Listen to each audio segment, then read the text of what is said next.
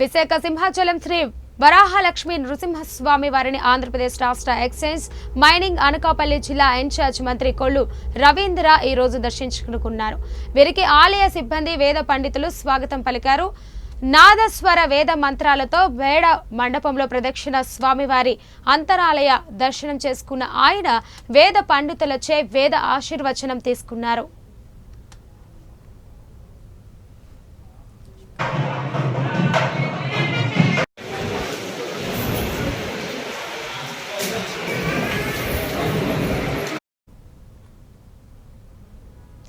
జయశంకర్ భూపాలపల్లి జిల్లా గణపురం మండలం పరశురాంపల్లి వద్ద సింగరేణి OC3లో పనులు నిలిచిపోయాయి.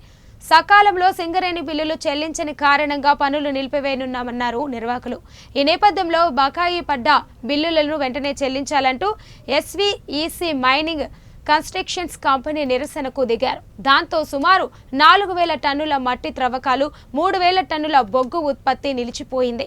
ఉత్పత్తి నిలిచిపోవడంతో సింగరేణికి భారీగా నష్టం వాటిల్లినట్లు సంబంధిత అధికారులు అంచనాలు వేస్తున్నారు.